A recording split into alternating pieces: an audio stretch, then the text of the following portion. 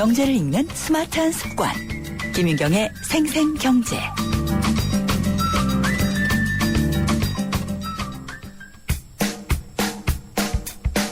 아하 경제와 함께하는 한뼘 경제. 경제 상식과 재미를 매일 한 뼘씩 키워드리는 시간. 오늘의 주제, 정리해고. 얼마 전 재벌 계열의 한 투자증권사가 경영 상태가 좋지 않아 직원 450명을 정리해고하기로 했었죠. 이후 정리해고 규모가 축소되긴 했는데요. 서울 여의도 증권가에서는 다른 회사의 정리해고 소문이 끊이질 않았습니다. 회계연도 변경 전에 비용 부담을 모두 털고 가려는 움직임이 있기 때문이죠. 그렇게 하면 내년 인건비 부담이 크게 줄어 전반적으로 나아진 경영 성적표를 받을 수 있는 것인데요. 일하는 입장에선 정리해고란 말보다 무서운 건 없겠죠. 정리해고란 경영이 나빠진 기업이 생존을 위해 불가피하게 구조조정을 할 때 근로자를 해고할 수 있는 합법적인 제도입니다. 하지만 기업이 아무 때나 정리해고를 할 수 있는 건 아니죠. 기업의 생존을 위해 경영에 매우 중요한 이유가 있을 때만 정리해고를 할 수 있습니다. 정리해고를 하려면 미리 근로자에게 충분히 상황을 설명하고 공정한 기준에 따라 대상자를 골라야 합니다. 50일 전에 근로자 대표에게 해고 사유와 기준을 통보한 뒤 협의해야 하고 해고 당사자에게는 30일 전에 알려줘야 합니다. 또 고용노동부에도 신고해야 하죠. 노동법은 근로자에게 단결권, 단체 교섭권, 단체 행동권 등 노동 3권을 보장하는 대신 사용자 쪽엔 정리해고나 직장 폐쇄 같은 권리를 인정하고 있습니다. 하지만 정리해고를 악용하는 사례가 많아 법과 제도가 근로자에게 불리하다는 지적이 많은데요. 우리나라가 경제협력개발기구 OECD 회원국 가운데 정리해고 쉬운 나라 2위란 사실만 봐도 알 수 있습니다. 이것은 우리의 고용 환경이 꼭 개선해 나가야 할 점이 아닐까요? 근로자와 회사가 함께 협력하고 상생할 수 있는 방향으로 말이죠. 네, 이 일자리 문제만큼은 정말 고용된 사람 측면에서는 정리해고를 당한다. 그러면 무섭고 두려운 것이라고 할 수가 있는데 고용주 입장에서는 이게 굉장히 쉬운 나라라고 하니까 고용주 입장에서는 노동 유연성이 상당히 향상이 됐다라고 볼 수가 있겠네요. 근데 이게 시간 선택제 일자리를 강화한다는 것도 자칫 또 이런 쪽으로 흐르지 않을까 좀 염려가 드는 면이 있는데 고용자 측에서도 또 고용주 측에서도 모두 또 도움이 될 수 있는 그런 노동 유연성이 발휘됐으면 하는 바람입니다. 김윤경의 생생경제 3부 시작하겠습니다. 김윤경의 생생경제. 기름값을 낮추자 이런 목표로 정부가 도입했던 것이 알뜰 주유소였습니다. 출범한 지 2년 됐는데요. 이게 셀프 주유소로 바뀐다고 합니다. 근데 셀프 주유소로 바뀐다는 것은 그러면 알뜰 주유소가 잘 안 됐다는 것인지 아니면 이렇게 해서 기름값을 더 낮출 수 있다는 것인지 이런 것들이 좀 궁금해지는데요. 국민석유 주식회사 이태복 대표와 전화로 연결해서 자세한 얘기 들어보도록 하겠습니다. 안녕하십니까? 예, 안녕하세요. 네, 기름값을 낮추자는 것이 기존 정부, 전 정부 때도 상당히 좀 이슈가 됐었는데 그때 만들었던 알뜰 주유소가 많이 늘기는 했는데 이게 셀프 주유소로 바뀐다고 하니까 이게 어떤 의미인가 좀 궁금해지거든요. 예. 그 이명박 정부가 이제 기름값 낮추겠다고 해서 이제 대대적으로 선전하고 네. 진행했던 게 알뜰 주유소였거든요. 그렇죠. 근데 실제적으로는 2, 30원, 3, 40원 또는 거의 비슷한 가격으로만 있어서 그렇게 여론의 큰 지지를 받지를 이제 못했는데 이거를 이제 셀프 주유소로 이렇게 바꿔서 네. 이제 정부가 지속을 하겠다 이런 생각인 것 같아요. 그런데 저는 과연 이게 어떤 효과를 가져올지 모르겠어요. 네, 어떤 측면에서 그렇게 일단 이제 기름값이 안 떨어지는 가장 핵심적 요인은 공급의 독과점이거든요. 네. 국내 4대 정유사가 공급을 독점하고 있기 때문에 네. 시장에 경쟁이 없고 경쟁이 없으니까 자기들이 정한 가격으로만 통용되는 것이요. 그래서 판매하는 이제 유통 부분에서만 일부 손을 본다는 게 이제 과거 이명박 정부의 기름값 인하 정책이었거든요. 네. 그건 실패했단 말이죠. 예. 그래서 이제 그건 실패한 거죠. 네. 별다른 효과를 거두지 못했으니까. 그래서 다시 셀프로 바뀌면 이제 주유소에 이제 5, 6명 또는 4, 5명이 있던 것을 2명 정도로 2, 3명으로 네. 이렇게 이제 인력이 줄 수가 있죠. 셀프로 바뀌니까요. 그렇게 되면 주유소 운영 면에서는 일부 이제 개선이 가능할 것으로 보입니다. 왜냐하면 이걸 이제 전환하는데 이제 주유기도 바꿔야 되고 뭐 이런 여러 시스템이 이제 바뀌어져야 되는데 그 비용도 만만치 않았거든요. 네. 그걸 정부가 이제는 지원해 주겠다 하는 거니까요. 그러면은 기존 주유소들 입장에서는 이게 형평성 논란이 있을 것 같아요. 근데 이제 주유소라고 하는 것이요. 일반 네. 국민이 보면 똑같은 주유소로 보이는데 주유소가 다 다릅니다. 네. 그러니까 4대 정유사가 직영하는 주유소도 있고요. 예. 4대 정유소의 그런 지원을 받고 운영되는 주유소도 있고요. 지금 한 12,000개 주유소가 있는데 이 가운데 1,000개 정도가 알뜰 주유소잖아요. 네. 그럼 나머지 부분이 이제 일반 주유소인데 일반 주유소 가운데 아까 말씀드린 것처럼 4대 정유사에 직접 운영하는 직영 주유소도 있고 위탁 운영하는 대리점 같은 것도 있고 또 얘들 기름을 받아서 팔는 그런 주유소도 있고 이렇게 네. 여러 유형이 있습니다. 네. 그렇기 때문에 이제 지금 이제 알뜰 주유소에서 셀프로 바뀌는 데는 정부가 셀프 부분을 이제 지원하는 거니까요. 네. 이제 4대 주유소의 대리점들이나 직영 주유소는 이제 제외되겠죠. 예. 예. 그러면은 그쪽에서 조금 그러니까 뭐라고 해야지 되나 혜택을 그거는 예. 혜택을 줄 수도 없죠. 예. 왜냐하면 4대 독과점 기업들이 운영하는 주유소들이기 때문에. 아니요. 그쪽에는 이제 혜택을 네. 못 받으니까 그쪽에서 네. 보기에는 이 알뜰 주유소들의 셀프 주유소 전환이 좀 형평성에 있어서 자신들이 덜 혜택을 보게 되는 것에 있어서 이의를 제기할 수 있지 않을까. 아니요, 그거는 예. 4대 독과점 기업들로부터 혜택을 받고 있는 직영 주유소는 뭐 얘기할 자격도 없고요. 그런가요? 예. 그렇죠. 거긴 직접 운영하는 데니까. 네. 그리고 그렇지 않고 그들 기름을 받아서 운영하는 데들이 있는데, 네. 이제 그 경우도 이제 여러 계약 관계가 복잡해서, 네. 뭐 한마디로 말하기는 어려운데, 저는 박근혜 정부가 과거 정권의 일을 이렇게 이름만 살짝 바꿔서 되풀이하는 건 아무 효과가 없다고 봅니다. 네. 국민들이 기름값에 대한 불만이 굉장히 높은데, 이게 이 비정상이거든요. 한국의 이 기름 시장이라는 건. 그래서 이 기름 시장을 비정상인 걸 정상으로 돌리는데 국민들의 관심이 제일 높은데 네. 민생을 얘기하면서 왜 이런 건 다 빼놓고 있는지 모르겠어요. 네. 그러면 이게 알뜰 예. 주유소가 원래 취지, 그러니까 이제 기름값을 낮추겠다라는 의지와 다르게 좀 운영된 측면이 있었다는 지적이 있어요. 실제로 예, 이제 그렇습니다. 이게 낮은 가격에 들여와서 낮은 가격에 공급을 해야 되는데 실제로 알뜰 주유소의 기름값이 더 비싸다 이런 지적도 있었고요. 실패한 이유는 어떤 걸로 보시나요? 아까 말씀드린 것처럼 네. 이제 4사 독점적인 독과점. 공급 구조, 네. 예. 공급 구조를 바꿔서 진입 장벽을 열고 움직일 수 있는 시장의 자율성을 높여줘야 되는데 네.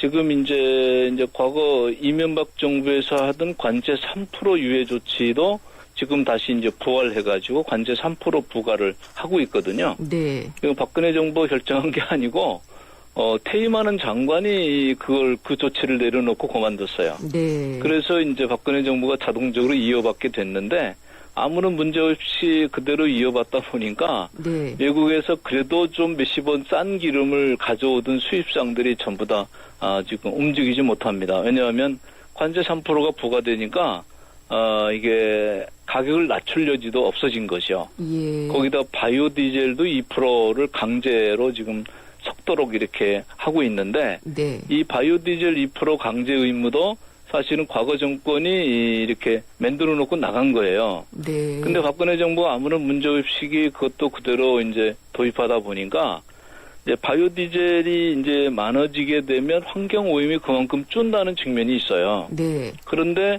이게 바이오 디젤 업체라고 하는 게 중소기업들이 원래 하는 영역인데 지금 살아남은 거는 4대 정유사 연관된 바이오 디젤 업체들이 다수입니다. 네.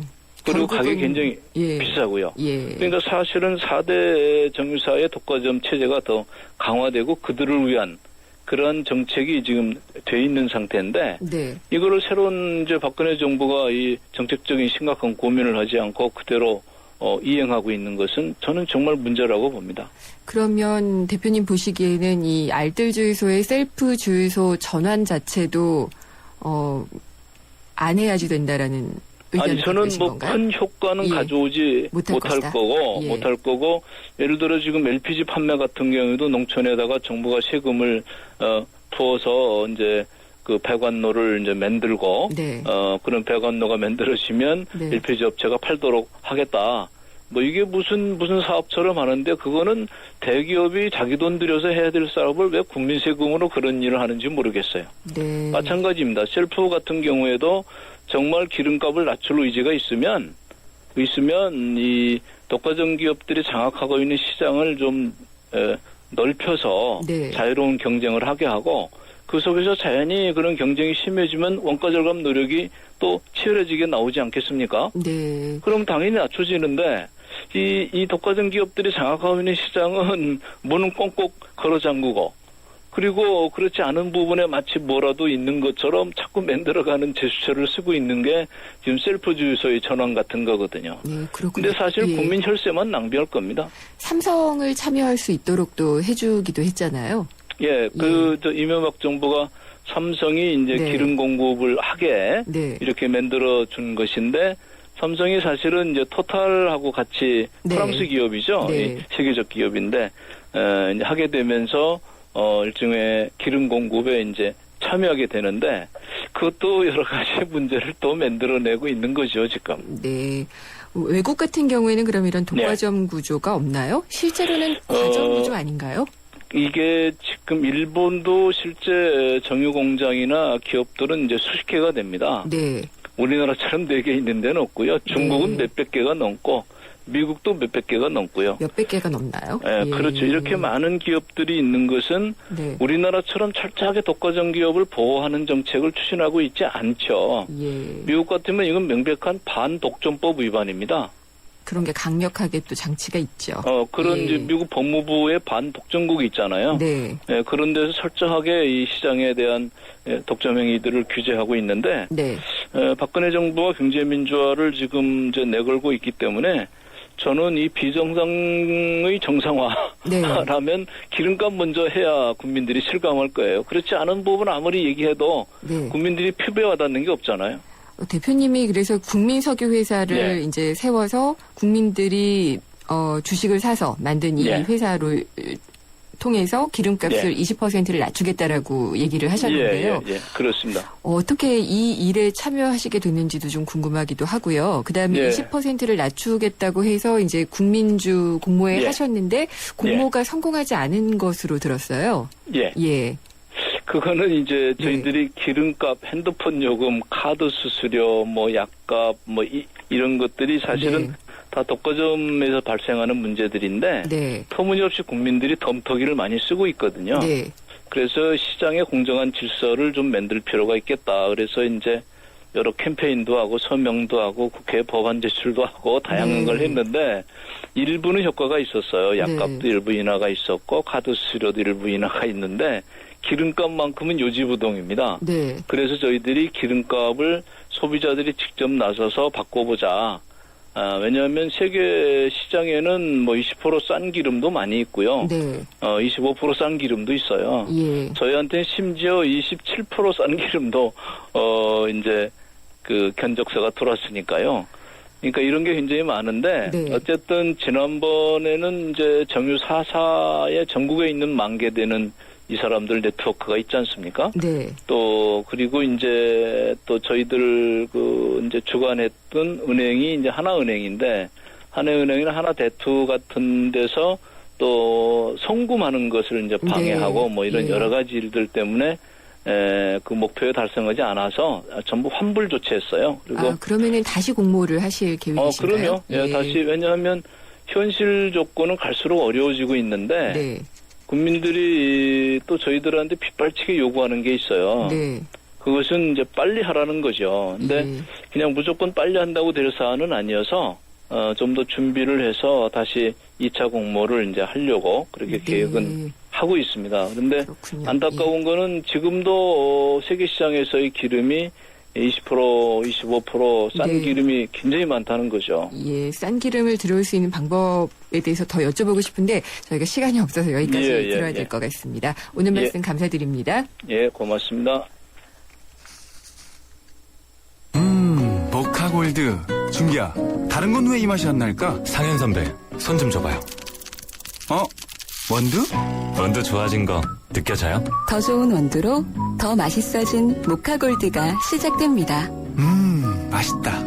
맛있는 커피의 황금 비율, 맥심 모카골드. 생생경제 3부 함께 하셨고요. 상담이나 의견 있으시면은 문자 메시지, 휴대전화 우물정의 0945번, 또 YTN 라디오의 앱과 또 YTN 생생경제 웹사이트로 들어오셔서 메시지나 사연을 남겨주시면 됩니다. 잠시 후 4부에서 뵙겠습니다. 안녕하세요. 중앙이병원 홍보대사 탤런트 송옥숙입니다. 여러분들에게 가족은 어떤 의미인가요? 저에게 가족은 제 삶의 목적이자 인생의 기쁨입니다. 많은 사람들이 결혼과 출산으로 가족을 이루지만 저는 입양이라는 더 큰 사랑으로 가족을 이뤘습니다. 여러분은 입양에 대해 어떻게 생각하세요? 입양은 칭찬받아야 할 봉사나 희생이 아니라 축하받아야 할 소중한 가족의 탄생입니다. 입양은 가족의 또 다른 이름이자 축복입니다. 이 캠페인은 재단법인 중앙입양원과 함께합니다. 가난한 나라 대한민국이 셀 수 없이 많은 그 어려움들을 넘어 오늘의 경제 강국으로 우뚝 서기까지 평생 희생할 줄만 알았지 자기를 위해 모을 줄은 몰랐던 우리의 어머니, 아버지. 여전히 고단하고 지친 그 삶에 든든한 버팀목이 되어드리고 싶어 이제 기초연금이 한 발 더 다가섭니다. 기초연금법이 만들어지면 내년 여름부터는 매달 최대 20만 원까지 부담은 덜어내고 혜택은 더해 대한민국이 함께 드립니다. 세대를 잇는 마음 기초연금. 이 캠페인은 보건복지부와 함께합니다.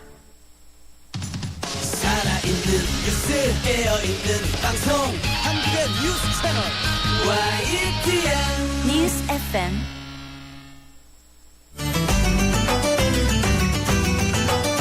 한 걸음 더 경제와 가까워지는 오후 김윤경의 생생경제.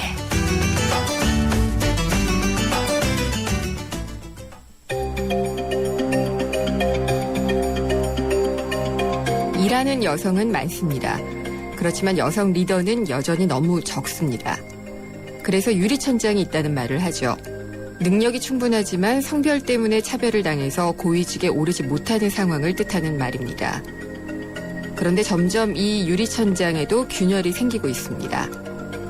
기업은행장에 우리나라 금융업계 사상 처음으로 여성이 내정됐습니다.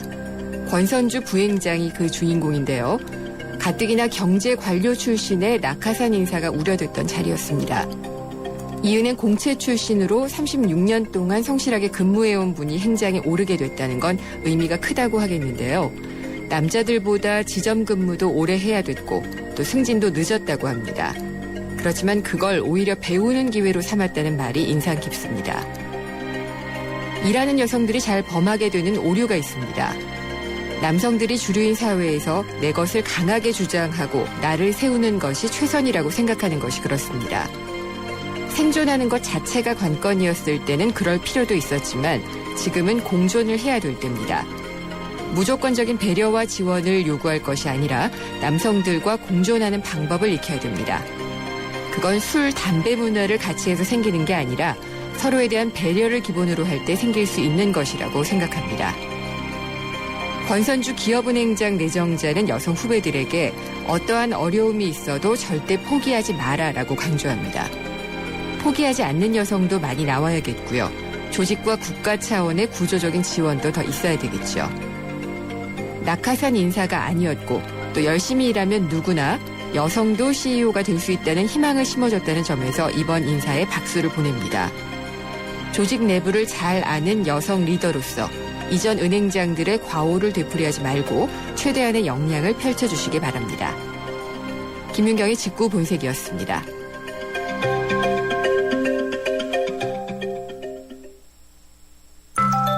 한화생명은 알아요. 따뜻한 잔소리에 놀라운 효과를. 남편 뱃살 빼고 아내 지름신 막고 애들 게임 시간 줄이고 어때요? 내일에 도움이 되는 따뜻한 잔소리 당신도 함께 해보세요. 당신밖에 모르는 한화생명.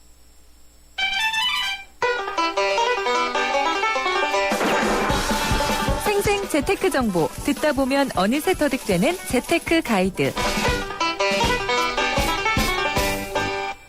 세상의 베이스가 되다 포스코 협찬으로 김윤경의 생생경제 4부 시작합니다. 창업 소식 전해드릴 텐데요. 창업으로 성공하기 위해서는 도대체 어느 정도의 자금을 투자를 해야만 성공할 수 있느냐. 이렇게 얘기할 수 있는 기준이 되는 금액이 궁금합니다. 창업을 앞둔 예비 창업자 입장에서도 늘 이 창업 자금에 대한 고민이 많을 것 같은데 오늘은 이것에 대해서 알아보는 시간을 마련했습니다. 창업 컨설팅사 스타트 비즈니스의 김상훈 대표입니다. 안녕하십니까? 예, 안녕하세요. 김상훈입니다. 어느 업종이냐에 따라서 자금은 달라지긴 하겠지만 도대체 내가 돈이 얼마나 있어야 창업을 할 수 있느냐. 이것이 다들 궁금하거든요. 예, 그렇습니다. 사실 우리나라 같은 경우는 1년에 지금 신규로 창업하는 수요가 한 95만 명 정도 지금 통계로 잡히고 있는 숫자이거든요. 95만 명 정도가 창업하면 저마다 투자 여건, 지역, 상권, 아이템에 따라서 자금대는 약간 차이가 있습니다만 어느 정도 자금으로 창업할까라고 본다면 20년 전이나 지금이나 창업 자금은 1억 원 내외로 창업하는 수요가 가장 많다고 볼 수 있습니다. 변하지 않았네요. 예, 맞습니다. 사실 90년대 초반 우리나라 명태 창업이 이제 처음 우리나라에 도입되면서 일반인들도 창업 시장을 녹화하기 시작했던 이 시기와 지금을 비교해 본다면 그때도 사실 한 1억 원 내외 창업 수요가 제일 많았고요. 지금도 총 점포 비용과 모든 비용을 포함해서 1억 내외 창업자가 제일 많고 우리나라에 지금 한 3,300개 프랜차이즈 브랜드들도 1억 원 정도의 창업 수요를 공략하기 위해서 한 1억 원 정도의 창업으로 가능한 브랜드들이 제일 많다고 볼 수 있습니다. 하지만 최근에는 97년 말 IMF 시대에는 이 1억 원 정도의 자금이 좀 더 줄어들었습니다. 즉 IMF 시대에는 한 5, 6천만 원 정도로 뭔가는 해봐야 되겠다 이런 수요가 상당히 많았고요. 최근에도 여러 가지 경기 여파로 인해서 자기 자본 비율이 좀 줄어들고 그런 의미에서 실제 종잣돈은 한 5, 6천만 원 정도 가지고 창업을 하는 즉 5, 6천만 원 가지고 외부 차입 자금을 좀 더 이렇게 빌린 다음에 한 1억 원 정도로 하면 어떨까요? 이런 수요가 제일 많다고 볼 수 있습니다. 그러니까 이제 자기 자본은 한 5, 6천만 원 정도 있고 나머지는 이제 차입을 통해서 해서 1억 원을 만들어서 창업하는 수요가 가장 많다. 그런 말씀이신데요. 이 창업 시장에서 보면은 1억 원 정도라는 그 자금 이게 모르겠어요. 이게 업종에 따라서 이것도 다 다를 텐데 성공을 하기 위한 어떤 종잣돈이 될 수 있도록 하려면 어떻게 이걸 굴려야 될까요? 이를테면 지금 1억 원 정도 자본을 가지고 물론 자기 돈 100% 1억 원이라면 가장 어떤 위험성을 줄일 수 있는 창업법이다. 라고 볼 수 있겠습니다만 일반적으로 요즘 지금 우리나라 창업 수요를 보면 자기 돈 100%로 창업하는 수요보다는 외부 이런 소상공인 대출이라든지 각종 금융권 대출 이런 걸 통해서 자기 자본과 타인 자금은 합해서 1억 원 정도를 마련해서 창업하는 수요가 제일 많습니다. 일반적인 창업 교과서에는 자기 자본과 타인 자본의 비율을 한 7대3 정도가 안정적이다 이런 얘기를 합니다만 최근에는 오히려 자기 자본율은 계속 떨어지고 있고요. 외부 차입률이 계속 높아지고 있어서 최근에는 자기 자본율 50% 미만을 가지고 오히려 빚내서 창업하는 수요가 상당히 좀 많아지고 있다. 오히려 저는 이건 오히려 자영업 시장에 있어서 좀 자영업자의 성과 창출에 있어서도 상당히 좀 위험한 신호가 아닌가 하는 생각도 듭니다. 경기가 나빠지면은 이 차입금 갚기도 힘들어지잖아요. 물론이죠. 그렇습니다. 근데 1억 원 가지고 할 수 있는 사업에는 어떤 것들이 있을까요? 사실은 1억 원 정도의 아이템이라고 한다면 할 수 있는 가장 많은 게 흔히 음식업, 판매업, 서비스업 이런 관점으로 이해할 수 있을 것 같은데요. 음식업만 하더라도 가장 쉽게 하는 최근에 각종 각종 이 치킨, 피자, 족발, 분식, 중화요리 같은 네. 이런 배달용 아이템이라든지 네. 각종 분식형 아이템이라든지 동네 옷가게라든지 아니면 서비스업 같은 경우도 동네 작은 학원이나 이런 것들도 1억 원 정도로는 그래도 나도 사업자가 될 수 있다. 이런 아이템은 의외로 많다고 할 수 있습니다. 네. 그러면 이제 외부 차입을 줄여서 할 수 있는 방향으로 해야지 될 것 같은데 예. 만약에 이 외부 차입이 많았기 때문에 실패한 사례가 있었으면 반면 교사의 그 이해로 좋을 것 같아요. 그렇습니다. 네. 사실은 저는 좀 그 사례를 말씀드리기 앞서서 창업자들 같은 경우는 1억 원 정도, 그러니까 5천만 원 정도 있으면 네. 이 5천만 원이라는 돈이 어느 정도 시장에서 어느 정도 가치를 갖는가부터 좀 판단할 필요가 있다고 생각을 하는데요. 초보 창업자들은 한 5천만 원 정도의 종잣돈이 있으면 네. 실제 눈높이 아이템은 1억 원 정도 아이템에 꽂혀 있는 경우가 많고요. 그런 것 같아요. 예, 네. 1억 원 정도 자기 돈이 있으면 한 2억, 3억 아이템에 꽂혀 있는 경우가 많습니다. 네. 그래서 좀 상권 현장과 곁들여서 이 시각 조정이 좀 필요하다는 생각이 들고요. 그 시각 교정이 안 된 상태에서 창업했다가 실패한 케이스 중에 하나가요. 제가 아는 그 올해 40세 최근에 만난 최모 씨 같은 경우는 한 10년 전에 한 2003년이죠. 지방 5대 광역시 상권에서 애견 전문점을 한 1억 정도로 오픈을 했다가 실패한 케이스인데요. 이분의 사례를 보니까 한 자기 자본 5천만 원과 외부 차입 자금 5천만 원 남짓 해서 한 1억 원 남짓 정도로 그 당시 한참 유행하던 애견샵 프랜차이즈를 오픈했더라고요. 네. 그냥 물론 이제 애견샵을 하는 것은 여자친구하고 같이 여자친구가 워낙 애견을 좋아한다는 사실, 그래서 좋아하는 이 여자친구의 애견을 같이 하면서 돈도 벌 수 있다. 이런 순수한 생각에서 운영을 했습니다만 사실은 갑자기 그 애견 분양이라든지 애견 시장이 갑자기 그 공급 과잉 내지는 네. 브랜드의 난립으로 인해서 경영난에 봉착하게 됐고요. 장사가 안 되니까 유지관리 비용도 많이 들고 결국은 이 최 씨 같은 경우는 또 초기에 5천만 원 받았는데 그 이후에도 경영 개선 자금을 또 대출을 받게 됩니다. 네. 그럼 결국은 뭐 이런 그 1금융권뿐만 아니라 2금융권, 급기야는 사채까지 사용하게 됐고 지금 현재 결국은 그걸 폐업한 이후에도 지금 10년 가까이 흘렀는데 최근도 보니까 아직도 빚이 2억 가까이 있더라고요. 네. 신불자로 가는 것은 물론이거니와 10년 전에 실패한 케이스가 10년이 지나도 아직까지 만회가 잘 안 되고 있는 상황에서 최근에 최 씨는 기존의 음식점에서 아직도 지금 그 배달 전문 직원으로 일하면서 어떤 식으로든 그 만회를 하기 위해서 상당히 좀 고군분투하고 있는 좀 이런 케이스를 만났습니다만 사실 창업시장에서 이렇게 한번 실패하면 철저하게 창업자의 몫이기 때문에 네. 이거를 다시 만회한다는 것은 상당 기간의 시간, 노력, 스트레스, 심지어는 이런 실패함으로 인해서 건강까지 해치는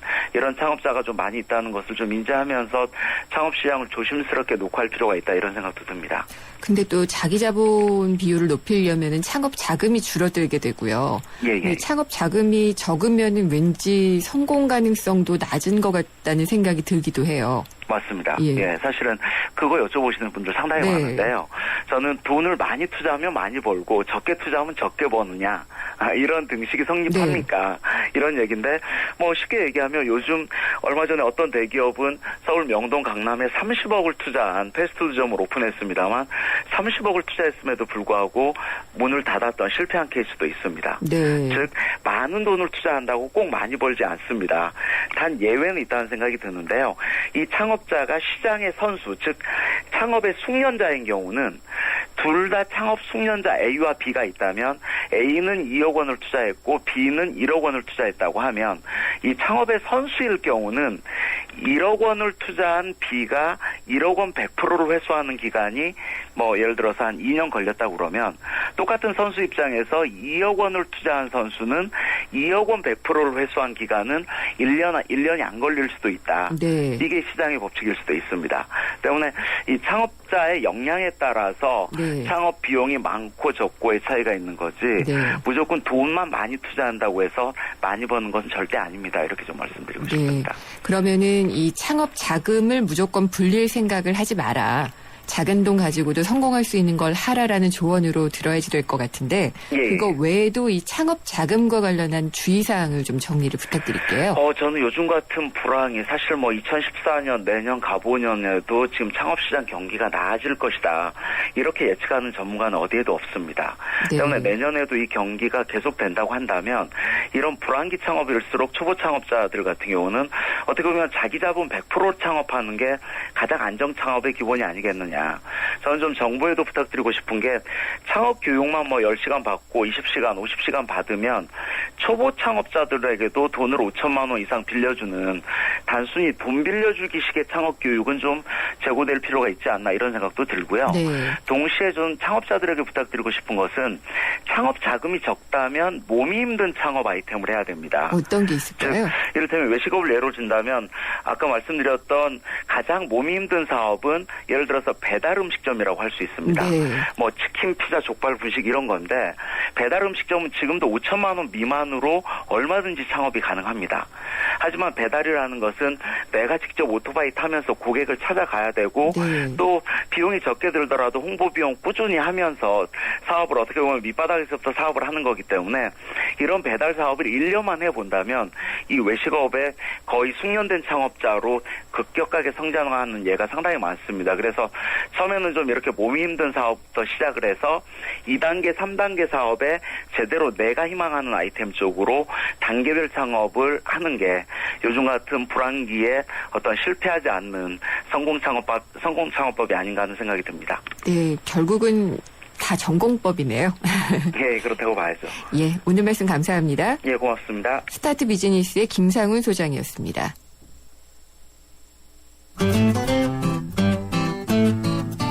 생생경제를 다양하게 만나는 방법. YTN 라디오 앱 예스와 웹사이트 김윤경의 생생경제 또는 트위터 YTN_이코노미로 실시간 듣기와 다시 듣기를 하실 수 있고 방송 내용에 대한 문의와 의견을 주실 수 있습니다.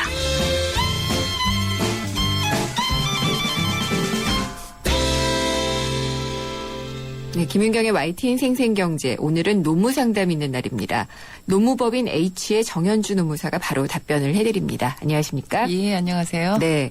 노무 상담은 비슷비슷한 것 같아요. 다들 고민이 비슷하신 예. 거죠. 4729님 질문인데요. 통상임금 대법원 판결 나왔는데 이해가 잘 안 된다고 하셨어요. 저는 궁금한 건 통상임금에 포함된 수당입니다. 지금 근무하고 있는 회사에서는 고정적으로 기본급, 생산장려수당, 직무수당, 직책수당, 근속수당, 통근보조비를 매월 지급을 하고 있는데 이 5개 수당들은 전부 통상임금에 적용이 되는 게 맞나요? 그리고 임금을 그렇다면 3년 소급분을 받을 수 있나요? 라고 질문을 하셨습니다. 예, 우선 이 통상임금 대법원 판결 내용이 어렵다라고 하셨는데 쉬우면 판결문이 아니죠. 그러면 노무사님이 할 일도 없어지지 않을까. 예, 그래서 이제 이 판결 내용을 간단하게 말씀을 드리면 그동안에 좀 논란이 되고 있던 가장 큰 부분이 고정상여금 있죠. 고정상여금이나 고정적으로 나가는 각종 수당이 통상임금에 포함되는지 안 되는지를 명확하게 밝혔는데 대체로 통상임금에 포함된다. 고정적으로 지급되는 수당들은 통상임금에 포함된다라는 게 이제 이 대법원 판결의 굉장히 중요한 내용이고요. 이러한 내용들은 앞으로 이제 곧바로 사업장과 그러니까 노동부에서도 요 어떤 판결 내용에 따라서 예, 그 통상임금을 상여금까지 포함해서 다 이렇게 계산을 하라라고 이제 곧바로 적용된다라고 할 수 있습니다. 다만 이제 요 판결 중에서 상당히 좀 재밌는 게 실질적으로는 이제 이 근로자들이 이전 3년간에 이제 그 수당을 청구를 했는데 그 부분에 대해서는 야, 그동안 서로 빼기로 하지 않았냐.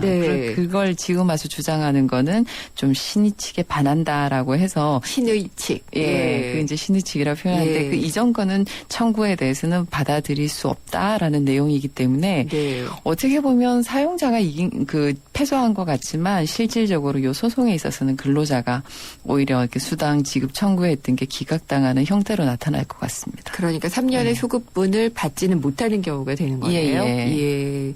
그래서 뭐 이 판결을 조금 쉽게 이해하신다면 내가 고정적으로 받고 있는 수당이 있다면 다 통상임금이다. 그런데 이전 거는 이제 좀 청구해서 받기에는 여러 가지 상황을 따져봐야 되는데 잘 인정을 안 해주는구나. 향후에는 우리가 각종 법정 수당 계산할 때 이 고정적인 수당을 넣어서 계산할 수 있겠구나. 이렇게 생각을 하시면 될 것 같습니다. 그럼 앞으로 이제 고용주 측에서는 월급 명세서를 좀 간략하게 만들 가능성이 많아지겠어요. 간략해진다고 하더라도 크게 뭐 상관은 없고요. 이제 어저께도 이제 다른 기업 쪽에 제가 통상임금 관련 상담을 좀 했었는데 기존의 상여금을 넣고 있지 않았기 때문에 이제 이걸 넣어서 각종 법정 수당을 상승을 하니 실질적으로 이제 실질적인 임금 인상 효과가 좀 나타나게 되더라라는 게 이제 차이점입니다. 그 질문하신 분의 이제 각종 수당을 매월 받고 계시는 생산장이요, 직무, 직책, 근속 통금 보조비 같은 경우는 대체로 지금 현재 대법원 판결 내용에 따르면 통상임금에 거의 포함이 되시는 걸로 보입니다. 그러니까 뭐 복리 후생비 이런 경우에 안 들어가는 게 있는 안 들어가는 경우는 이제 예를 들면 김장의 수당처럼 이렇게 휴가비 이렇게 해서 1년에 한 번 그때 재직하는 사람한테 무조건 나가는 거라면 포함이 안 되는데 복리후생 수당 중에서도 근무한 일자에 비례해서 준다라고 하면 또 통상임금에 포함될 수 있습니다. 정기적으로 지급이 되는 이런 것들을 그렇습니다. 잘 따져봐야 되겠군요. 그리고 9182님인데요. 안양에 있는 관공서에서 일하고 있는 일용직 근로자입니다. 처음 일 시작할 때 4대 보험을 가입하지 않는다는 조건으로 1년 계약서를 먼저 썼는데 근데 지금은 아마 가입을 하고 싶으신가 봐요. 그래서 가입할 수 있는 방법은 없을까요? 라고 질문하셨습니다. 4대 보험 가입하지 않는 것으로 계약은 불가능합니다. 그런가요? 왜냐하면 4대 보험은 회사가 가입해 주는 의무가 있습니다. 그렇기 때문에 만약에 이제 이렇게 가입 않고 있다가 그 우리 4대 보험 관련 기관 있죠. 건보공단이라든가 근로복지공단에서 조사를 할 권리가 있거든요. 조사를 나와서 왜 보험 가입 안 했느냐? 그럼 보험료를 내라라고 하면 사업주한테 전액 물리게 됩니다. 그래요? 근로자 부담분도 이제 사용자가 오히려 받아가야 되는 거죠. 그렇군요. 그러면은 아예 그냥 4대 보험 적용이 가능한지를 묻는 게 아니라 그냥 당연히 되는 걸로. 이제 4대 보험 가입이 안 되는 분, 산재 보험은 누구나 가입할 수 있고요. 가입을 안 해도 되는 경우는 한 달 이내로 사용된 경우는 한 달 안쪽으로 조금 이렇게 아주 짧게 근무한 경우는 국민건강보험 같은 경우 가입 안 해도 되고요.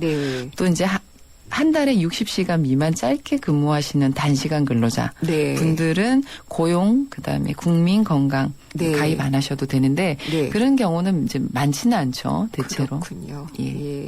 8700님, 이런 또 상담 많죠. 가게에서 직원으로 일했는데 장사가 안 돼서 급여가 2달 밀려 있습니다. 사정이 나아지면 준다고 해서 기다리고 있었는데 사장이 사라지셨군요. 이런 경우에 밀린 급여 어떻게 받을까요? 라고 하셨어요. 잠적해버렸는데, 찾아가서 받는 수밖에는 없는 건데. 찾아가도 또 없다고 하는 경우도 있고. 그러니까 이제 이런 경우를 대비해서 산재보험이 가입되어 있는 사업장에서는 산재보험료 낼 때 임금채권 보장기금이라고 해서 돈을 일부러 보험료처럼 내놓습니다. 그러면 이렇게 사업주가 잠적해버리거나 도산해버리고 폐업을 해버려서 내가 임금을 못 받았다라고 할 때는 정부가 고용노동부가 그러니까 진짜로 사업주가 없는 게 맞느냐? 사업이 망한 것이 맞는지 확인한 다음에 3개월치 임금까지는 국가가 보장을 해줍니다. 그걸 이제 많이 알고 계시겠지만 채당금이라고 합니다. 그래서 채당금 신청을 한번 해보셔야 되는 상황인 것 같습니다. 석 달치를 받을 수 있으니 2달치면은 그 안에 속하니까 그 안에 속하니까 받을 수가 있네요. 근데 이 채당금 받기 위한 요건 같은 게 있죠. 이게 조금 복잡한데 모든 사업장에서 되는데 6개월 이상은 사업을 영위하고 있었어야 됩니다. 6개월 이상 사업을 영위하고 있으셨어야 되고 이때 이제 신청하는 날, 그러니까 채당금을 신청하는 날 1년 전 퇴직자하고 3년 후 퇴직자까지 폭넓게 이게 할 수 있는데 이 요건이 조금 까다롭고 보장되는 금액도 이제 좀 복잡하니까 노동부 홈페이지라든가 이런 쪽에 보면 지급 절차 안내가 좀 잘 나와 있을 겁니다. 그렇군요. 그러면 이걸 좀 참고를 하면 될 것 같고요. 예, 그렇게 좀 참조하시는 게 좋을 것 같습니다. 그리고 1245님의 상담이신데요. 지금 월급을 받을 때 월급 봉투 퇴직금 쪽지에 현재 10만 원이 지급이 되고 있는데 1년이 지나도 10만 원, 2년이 지나도 10만 원. 이렇게 되어 있다고 해요. 예. 물론 연봉주에 포함되어 있는데 나중에 퇴직금을 받을 수가 있나요? 라고 하셨어요.